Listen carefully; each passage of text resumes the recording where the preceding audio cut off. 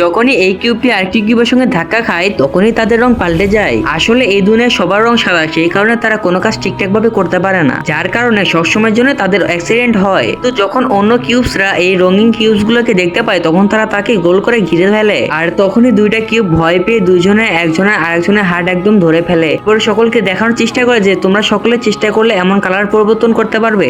এরপর একে একে সকলে এরকম করে কালার পরিবর্তন করতে থাকে। এক সময়ের জন্য দেখা যায় যে পুরো শহরটি এখন রঙিন কালার হয়ে গেছে, এমনকি গাড়ি যাতায়াত ব্যবস্থাও খারাপ থেকে একদম ভালো হয়ে যায়, কারণ এর মধ্যে কিছু কিউব ট্রাফিক লাইটের কাজ করে। সকলের সমস্ত লোক এই কাজটার জন্য খুশি হয়ে যায়, কিন্তু তাদের খুশি বেশিক্ষণ থাকে না, কারণ একদিন শহরের সবগুলো কিউব একসঙ্গে রং পাল্টানো ট্রাই করে। এই কারণে তারা সেখানে সম্পূর্ণ শক্তি ব্যবহার করে এবং তাদের মধ্যে একজন প্রচুর পরিমাণ দুর্বল হয়ে পড়ে, সেই কারণে সে কালো রঙে পরিণত হয়ে যায়। তখনই অ্যাম্বুলেন্সে করে ডক্টর চলে আসে এখানে। এবার ডক্টর বলে সকলে একসঙ্গে শক্তিদান করো। এই কথাটি শুনে সকলে একসঙ্গে শক্তিদান করতে থাকে এন্ড কিউবটি বেঁচে যায়। কেমন হলো?